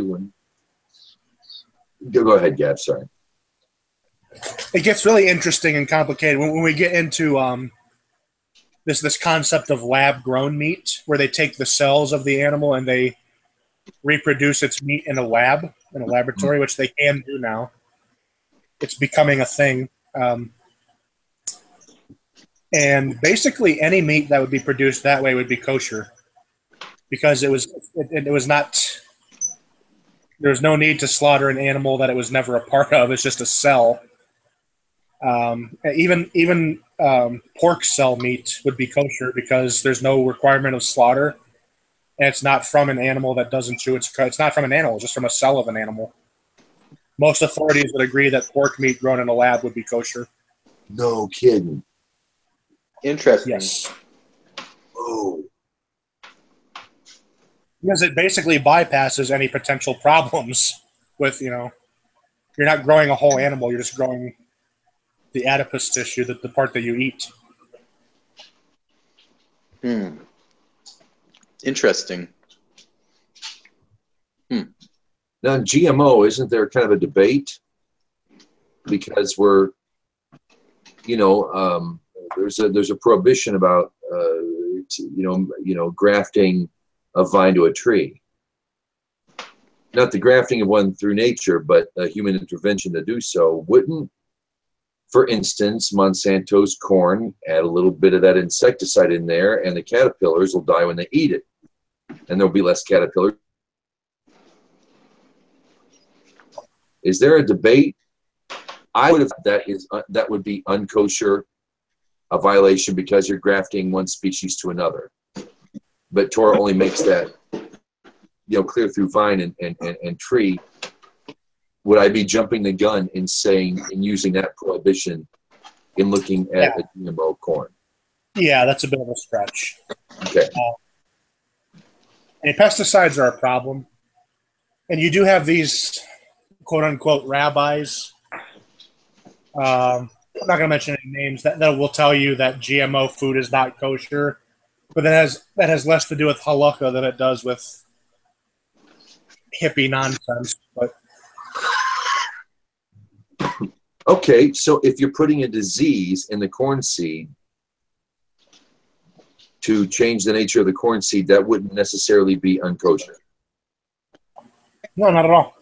Okay. I would have thought in my early days, I would have thought that there would have been, and I was surprised to see the reasons for that. It's because, you know, God specifically mentions what you can't do, and that wasn't in one of God's specific commandments. Right.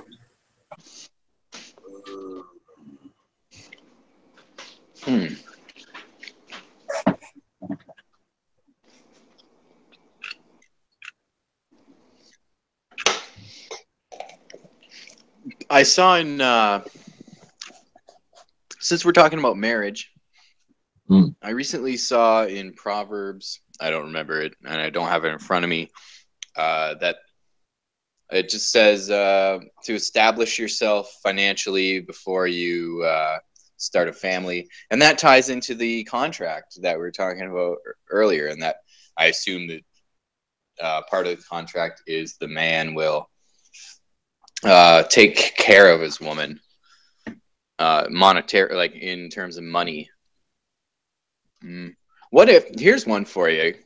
What if the woman, when they meet, already makes like way more money than the man? And what are some potential problems that might arise, or how does this tie into the contract? That they just write up a new one, write up some new agreement, or does the man just have to hustle?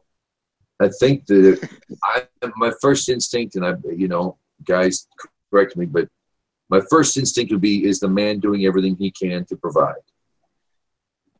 Is she, you know, is she taking care of the family? Does she take ownership of the house like she's supposed to? You know, I don't think that money, I mean, I wouldn't think that would be a Jewish world, but at least I don't think that'd be my wife made a hell of a lot more than I did when we married. She was I was a DJ. There you go. Go figure. In fact, it was because she was a banker that one of the reasons why that attracted me to her was, okay, I am the worst with money. I'm the worst with money. I'm frivolous. It's junk. Whatever. Blah blah blah. I don't.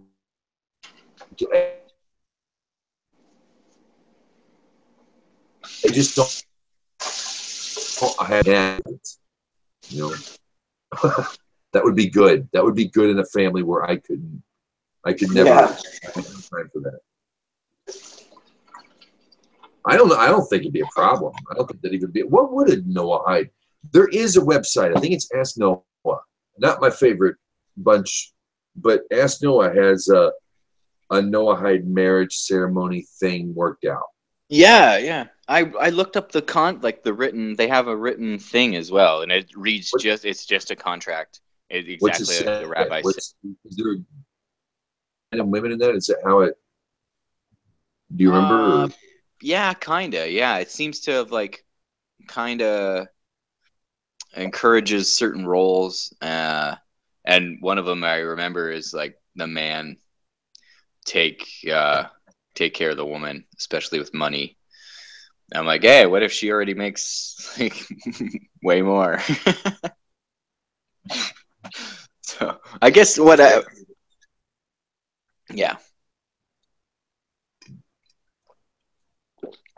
Like I took that as like just meaning I have to work harder and make more money. Used to that. Yeah. Used to that now.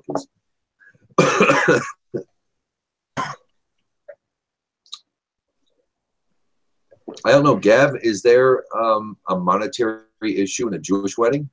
Or could that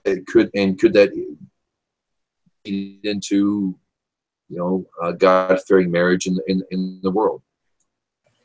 What do you mean a monetary issue? Just that, like, yeah. Go ahead. No, So, you I explain mean, it. you're supposed to give the woman something of monetary value as like a consummation of the marriage. It's kind of what gives legal weight to your marriage. One of the things that does. If the man who is supposed to be a breadwinner makes less than she does, if she makes more money than he, is that an issue? In Judaism, no. It's still the man's obligation to give the woman something of value for the marriage. I which see. is usually a gold ring. Mm-hmm. But in the marriage, her making more wouldn't make a difference, or her working period. No. Not. My wife works. No, that's all fine and good. I was just thinking, just because of the roles that there might be a thing, there might be a problem if the man isn't like I guess I just take it as the man has to provide something. Like he can't just be freeloading. Clearly, he has to be bringing in and providing for his wife, even if she does make more than him. It's not an issue.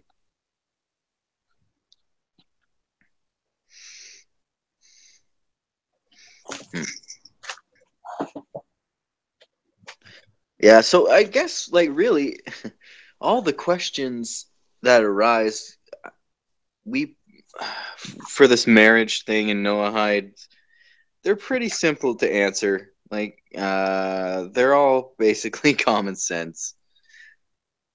That you should find a good woman and marry her. That's about it. And make kids. And raise good ethical children. Yeah. Yeah, so if there's any Noahides out there and they're like, man, that is never going to happen because I'll probably never run into one. Stick with it. Just there are people out there who like I find like what does it take to be called a Noahide? I guess if we're discussing the fact that most people already mostly obey the 7, then the only thing that makes us different is that we're more careful and that we think the Torah is the word of God and we believe in God and it's a part of our life every day, whereas they just obey the 7 because that's like the default human position. The Nokri, even the heathen is held to the same law. Right. The difference is the difference is one who takes it upon himself. It's a personal commitment for the sake of God and God alone. I'm doing it because God said so. I'll figure it out later. Okay, I'm just going to do it this way. I'll figure it out later. That kind of a thing is what separates the if you will, the ger from the nokri, the ger toshav from the goy, the ben noach from the goy, if you will. Mm-hmm. You have the goy who could very easily and probably do keep the 7 laws, proper. But then you've got the ger toshav who isn't just keeping law, he's studying Torah, he's trying to improve himself, and all this for the sake of heaven, all this for God's sake. Then you got a different breed of animal. I think most Noahides would fall under that ger toshav category. Certainly more than just. We got to get rid of the word Gentile. That's the first thing we have to do. Even I say Gentile. When I was Go ahead. When I was quizzing this girl on the 7, and I just pointed out to her, like, you don't have to call yourself a Noahide. Doesn't matter. The fact is, we both use the exact same system of morality. We have the same standard for human behavior. That's all that matters. So all the other stuff is extra that I take on for different reasons. It's not expected of her. Women know stuff, man. Yeah. She knows who you are, and she's obviously interested. And women, religion doesn't mean the same to women. Some women it does. There's a reason for nuns on both sides of the Himalayas. You have Buddhist nuns, you get Catholic nuns. I'm not saying that women aren't devoted by any means, but God speaks to them different than God does us. Our thought process is different. We have to have a law. We need, I hate to say it like this, fire and brimstone. Maybe it's the wrong word. Men need that. Men need, cut and dry, right angles, black and white. And that's women don't need that. And if you get a moral, good woman who cares about her fellow neighbor, man, you got it made, dude. In this day and age, and it's not an excuse, but Noah was righteous in his days. In our day and age, it's not. There is no community. It'd be nice, it'd be really swell if we lived like Amish and had our own little isolated. Not going to happen. I don't think it's ever going to happen. Maybe a daycare for our kids to go to, or a camp for our kids to go to in the summer. That's one thing that Brookie Lee was talking about. Getting a Noahide summer camp. I could see that. I really don't see us buying a town, infiltrate an already established town to create a community. It's going to be difficult. Maybe in the mountains, maybe Colorado. We're just spread maybe out east in the. Yeah. We're just spread too far. Yeah, we're worldwide too. We're also worldwide. As much as Pat wants his community. For heaven's sake, South Africa, the Philippines, Singapore, the North American continent. We're growing. It's obvious. It's Torah that's growing, but I don't know. It would be ideal, and finding a wife would be better. Even if you go out in the world and find a wife, you have a place to bring them to. Yeah. Well, I once heard, I can't remember the source of this or anything. I was probably just listening to a rabbi, and I just saying, I don't remember where I heard this, but I just remember hearing, because I was obviously thinking about this a lot. I just remember hearing that you should, when you're looking for a partner or a wife, you should find one that is selfless and modest and kind. If you can find one that with all three of those, like jump on that, run to her. if she isn't those things, run as fast as you can in the other direction, basically. So yeah, that's a nice little mix of those three things. You can't do much better than that.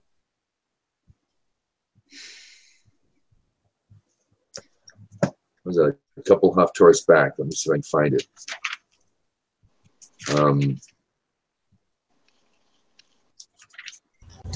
God makes it pretty clear. Hello, David. Welcome back. How you doing, sir? All right, sir. How are you? Doing fine. David, meet Lee. Lee, this is David. Hey. Hey, good to meet you. Don't have a lot of time to stick around, but I hadn't been around in a while. I wanted to let you know I wasn't going to miss out forever. Now, we talked for like 2 hours. The last time out you were here, we sat up and talked. Even Gav dropped out. And by the way, Gav, when you drop out, I always think, gosh, did I say something wrong? Are we reading something wrong? Did I pronounce the name wrong? Did I embarrass him? Just want to let you know that when you leave, you're very nice. No. Usually it's because my kid is running around naked or something, or at least I have to go to work or something. It's never anything you say. I didn't think so. But still. Anyway, David, this is an interesting topic for you. Lee was asking about, and it's been brought up before. We haven't really talked much about it in the Nexus, and we need to talk about it more. How does a God-fearing, Noahide, 7-law following dude, Torah following guy, find a good mate? I mean, the 7 law criteria, first off, but after that, you know, what is there? You have actually a unique story as far as marriage is concerned and having a mate. You have a unique story in the fact that you call yourself observant. You have a wife. Is there anything maybe you could share with us about, you know, what any advice or how you came to be where you're at now, where you found the Word of God was supreme with her, with your wife, or did your wife find it first and convince you? Yeah, she was actually raised that way. So my father-in-law was the first person. Hold on a second. My kids are being on. I'm going to ask them to be quiet. Okay. Good luck. Yeah. Good luck with that. No, David's wife was raised. Her father discovered this. Being a Christian man, read the Bible. Now that we're literate, isn't that great when Christians can actually read the thing? Read the Bible, found out that makes much more sense than what religion was telling at the time. David, you're back. Go ahead. Yeah, well, anyway, so he was kind of the first person in my family to discover that. Of course, I didn't know them at the time, but then my wife was raised that way.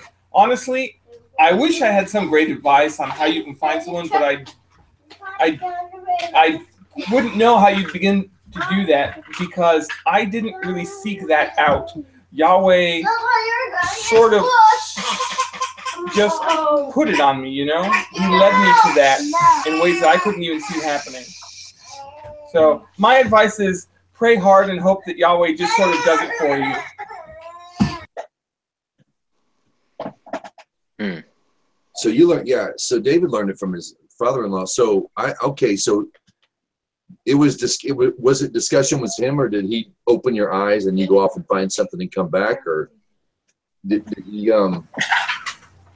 Well, I was about halfway there. As I, you know, as a child, I just believed whatever my parents told me without really thinking about it, because that's normal.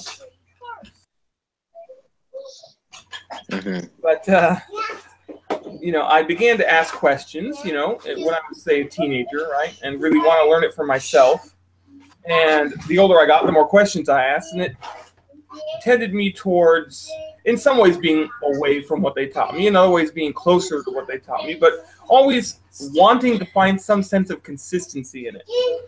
By the time I was in my early 20s, I had discovered something which I didn't realize there was a whole group of people that believed in this or that had a name at all, but it was essentially what's called Reconstruction or Dominionism. And I had no idea there was such a thing, that it was like a movement. Just I had stumbled on a lot of these ideas, probably from some of these people, maybe indirectly. Some of it maybe just God inspiring me or me figuring it out on my own.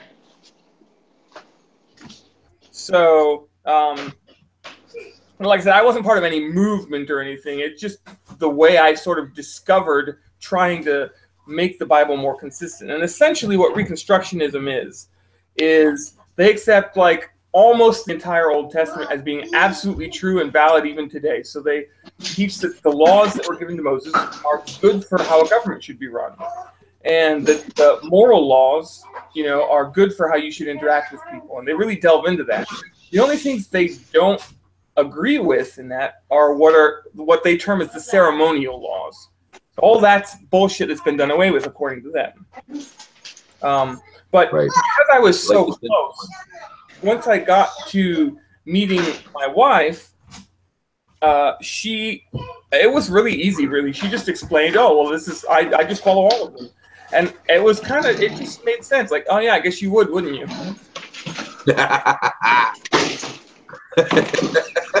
Yes. Yeah, I had to be whittled down in my observance when the closer I got to Israel. I had to realize, okay, you know, it's kind of like, okay, kid, you're not doing this quite right. Just don't do it for a while and catch on later when you're ready. Oh boy, someone's getting into my Tanakh. Oh, honey bear, you're not coordinated enough to flip through both pages. So.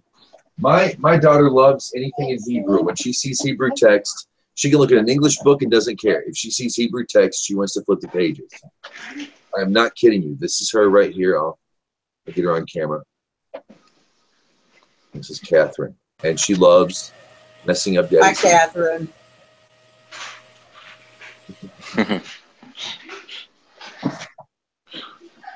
She came in here to visit. She's being good, so. I wish I could say the same for mine. Yeah, David and I talked for hours after one Nexus one night. When both of us took to the drink after a while too, didn't we? Oh, you're confused. I started drinking. Yeah, I finished. I'll tell you this, I'm not as young as I used to be. Not at all. Oh, man. Yeah, dude. A good woman. Just I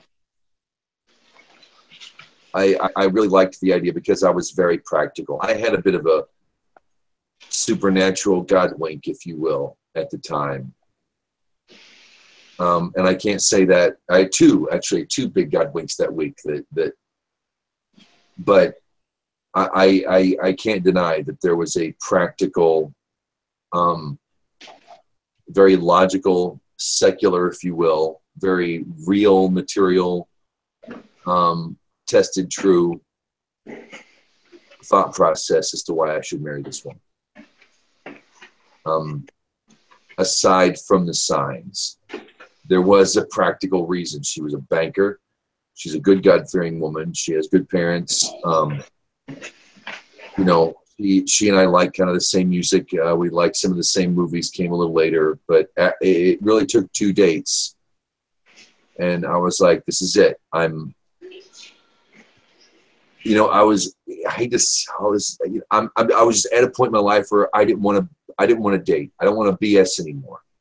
I didn't want any of that jazz. I didn't want fireworks. I didn't want romance.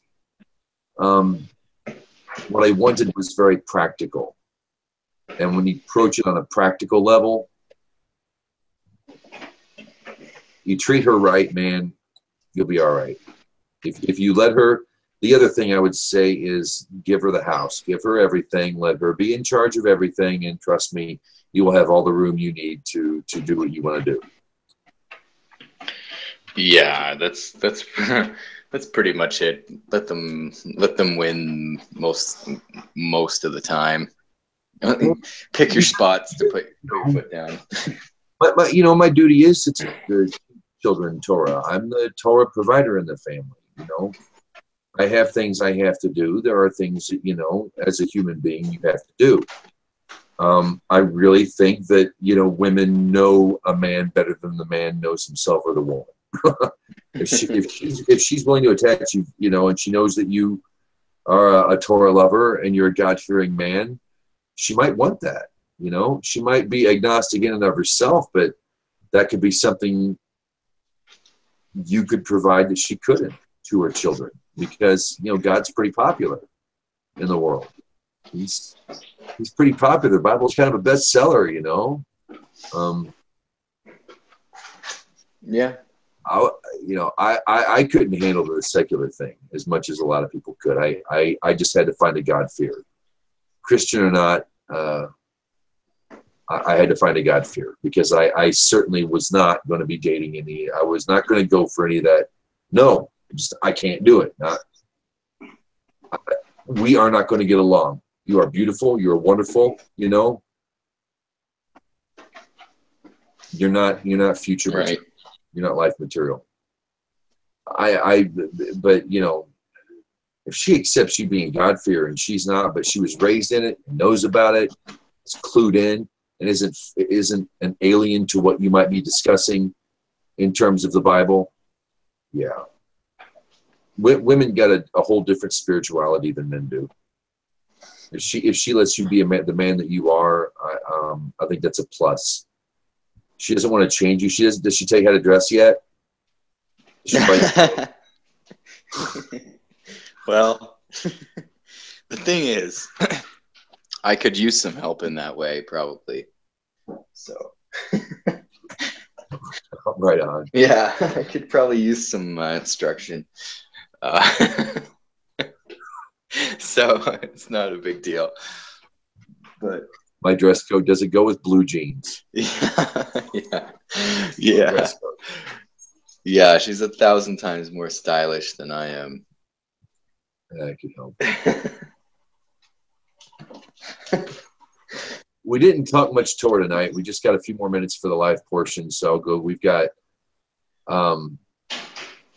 in Matot, because it's a double portion.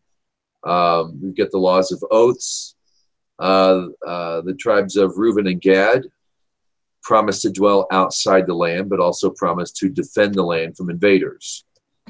So they had a portion given to them. They gave it up. Let's see. God decides where they're going to live. We've got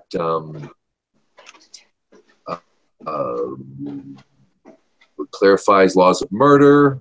I've got laws of oaths, if I mention that. The daughters of Zelophehad get their inheritance. I was going to bring it up tonight because of, the Bible is sexist, and we find so many examples in the Torah that God is not sexist, the law is not sexist, and you'd be surprised how women are looked at in Judaism.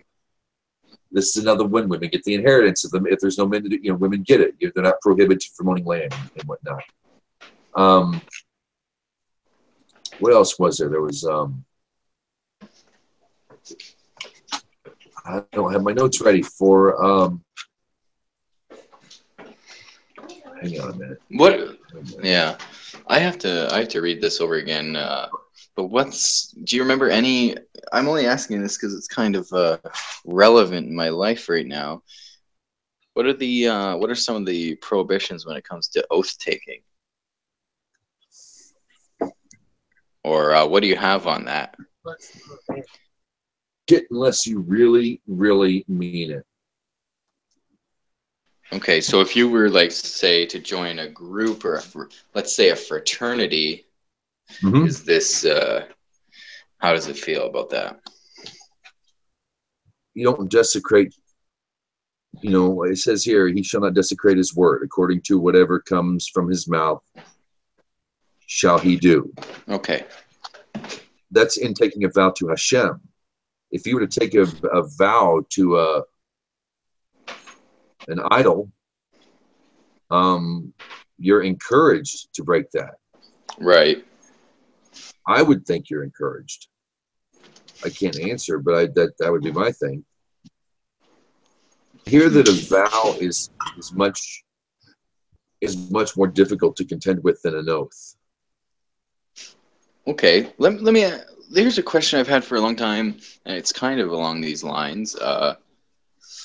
Let's say, what is Judaism's feeling on, let's say, Jewish person joining like a fraternity or some group like, say, the Freemasons? Is this permitted or frowned upon, or what? I know Freemasons have an open book in their temple at all times, an open Bible. Oh yeah, yeah. I've heard that. So you're definitely not avodah zarah. Right. There is you're not prohibited shituf. I don't know, because I've been encouraged before I have a Mason Cerberus on here online who's had a respect, or a healthy respect for Torah, and that I've spoken to Masons. My grandfather was a Shriner. Yeah, and the Shriners up the road. I worked for the radio station. Have you ever thought of becoming? And I can't deny that part of me was like, ooh. I know they don't have a problem with Noahides. I don't know.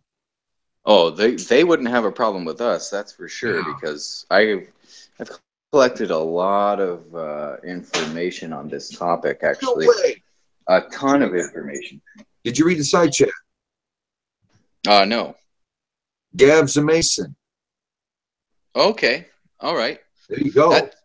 That's pretty cool. I've have some old Masonic diplomas from like years ago or so, and one of them happens to have in the original Hebrew Genesis 1:3. Also, they seem to have, like, especially classically, like the highest regard for the 5 books of Moses. That's fairly interesting to me as well. And also, to even become one, you must believe in God. That's what I was told as well. You have to, there's no, that's a prerequisite. There's a rite that has to do with Noah's Ark, and there's a character in this ritual named Noachida, Noachida. Noachida. Yeah. Yeah. Who is just like dressed in the clothing of a distressed mason, and he's looking to come aboard the ark. There's a password as well, and the password is Methuselah. Really? The grandfather of Yeah, Noah. I can show, and actually there's been I've also read in one source that the Noahide or Noahida was the original name that the Masons would go by, like in ancient times. This is their title. No kidding. Yeah, so honestly, like, basically, in my opinion, a lot of that Masonic stuff is like right at home. Isn't their temple, their place of worship, constructed based upon the temple in Jerusalem? Yeah, as far as I know, they would be. I think that's another interesting topic that they would be into. You could take it around from lodge to lodge. The 7 laws, all of them would be. That would be right up their alley, and how it historically there's a connection there, and that would, yeah. Okay, so you've got Masonic influence. The rabbi's a Mason. Would you encourage? It's been brought up to me. I've been invited by at least 2. One to my face, one online, from a fella I know. Would it be encouraged? I think civilization builders. When I think Masons, I think I've seen what they build that will be around long after a lot of skyscrapers are going to be around.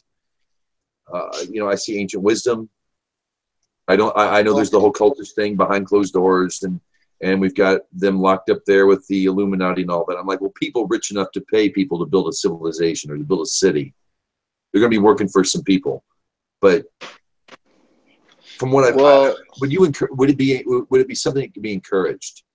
Well, I mean, personally, if you just take a look at the symbology, like we'll just take the square and compass for example. These are life symbols, and it's, you want your life to be straight.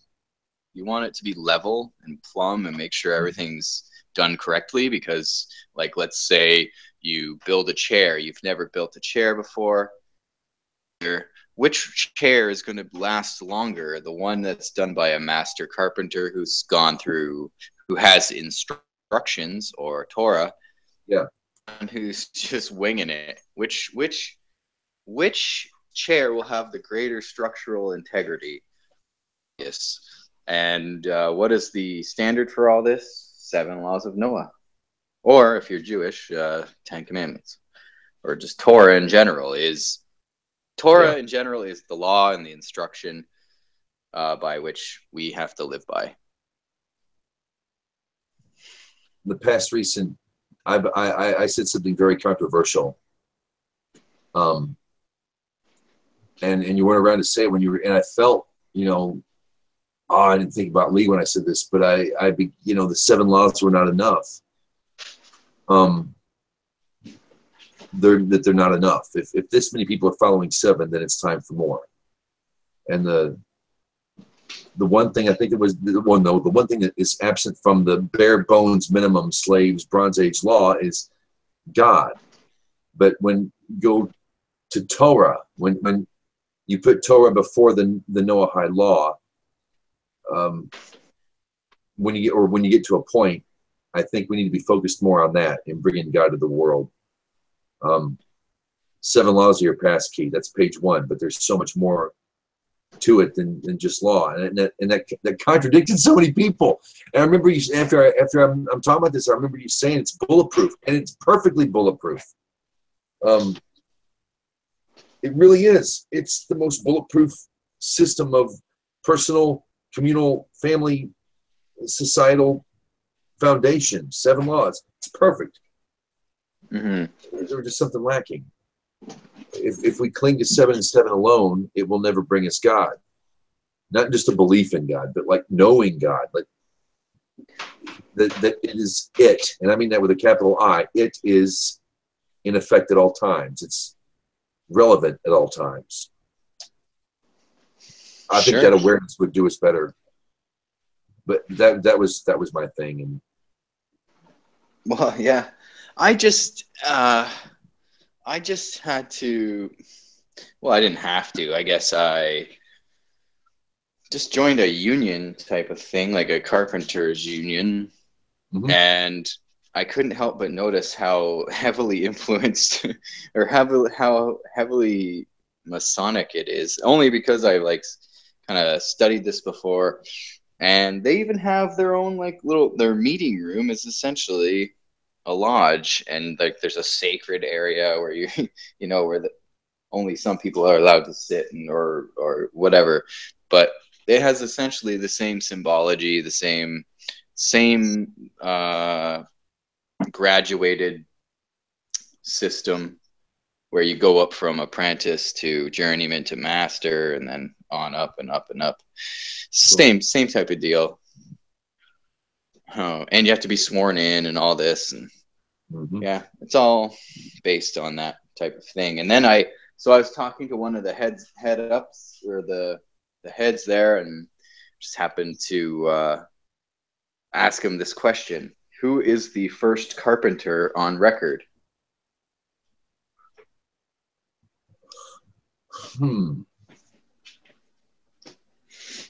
Now, he would a lot of the popular answer is JC. right. But you can go back thousands of years before that. Yeah. And the answer I would give people is Noah. Huh. That was a hell of a construction project he was working on there. Yes, it was. Now, I assume like the people before him had an idea of those principles and laws of integrity just built into the system. And they lived a long time, so they were able to become very wise. So probably Adam was likely maybe the first carpenter or mason. But yeah, I'll go with Noah. Yeah. Noah. Yeah, dude. He would be like the first carpenter, or like you could even say mason. I mean, or even Adam could be the first mason. And Adam was the first to have the laws. Like he had the first 6. You could say Cain, because Cain built cities. That's true as well. That's true as well. Yeah, it's kind of an interesting topic. So hopefully I'll get a chance to speak to some higher ups even about this topic as well.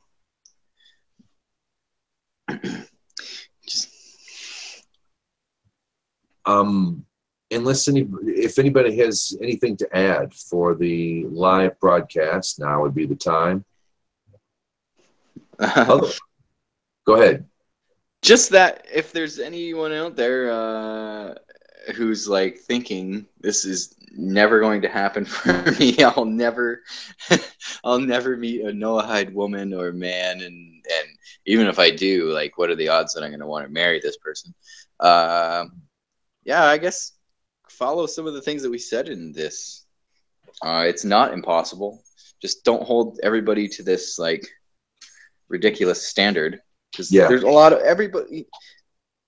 One thing we have to say about like us is that everybody who's doing this, like, obviously put a lot of work and thought into it and time.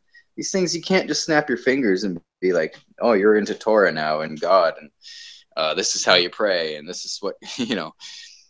Just if the person is okay with the 7, and they're kind and selfless, and I think you got yourself a winner. So Agreed. Go forth.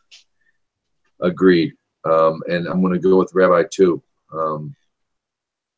If we wonder, you know, divorce rate 50% in America, 50% pretty much in the Western world, I guess. Yeah. What are we doing wrong? Well, I think that, you know, the dependence on romanticism and not being practical. What is it Gav said up here? Big part of Western marriage that gets screwed up is that people wait too long dating. Women don't know stuff. I don't know what to tell women. Yeah. So sorry, ladies, I have nothing to say to you. As far as the men,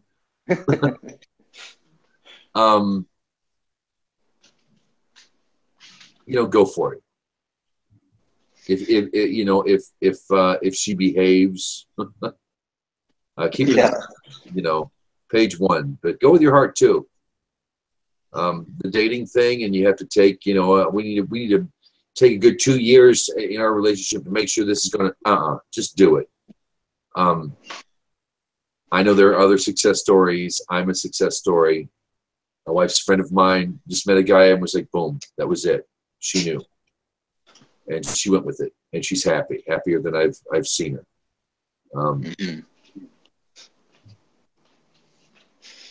Yeah, and I mean, if you find, like, let's say you're a 7 Laws follower, and you're into Torah and everything, you meet someone who is a 7 Laws follower, but they're not doing it because God told them to or whatever. They're just doing it because that seems to be the default human condition until the world gets at us. Yeah, don't you think that God would bless that relationship? I think so. So, good folks. Good folks in the world. You know, there are. One other thing. Learn to say the words "yes, ma'am." It helps. It really does. I was just saying to her today, I need to get used to saying I'm sorry a lot more. Just yes, ma'am. You know, don't say you're sorry. Don't be weak. Don't apologize. Yeah, I know. Yeah, I know. Okay. You'd be real surprised. You would be abundantly surprised. Just give her everything. Just be done with it. Just give her everything. She'll give you enough to live. Yeah. They're crazy. They're crazy, but they're smart. Oh, that's true. That's true. Men aren't crazy. Men are smart. Yeah. Men are stupid, but they're not crazy. Women, that shit, but they know stuff. Spiritually, they are a bit more elevated than us. And yeah, if she likes saying to this God-fearer, that's a plus. If she can handle you being a God-fearer, I think that's a plus. Yeah. There's nothing offensive about the 7 Laws, really. I mean, or even a person who believes in God. Like, as long as you're not saying there is no God, or God forbid, you're fine. Like, you could be better, but you're okay. It's not an easy thing to come to grips with, like, because I know, because I had no religious background whatsoever. So this is like, it takes some time. All right, y'all. 14 after 10, we're going to wrap up the live portion. If you're watching now and you've lasted this long in the Hangout, hey, congratulations. Join the Nilvah Nexus Facebook page.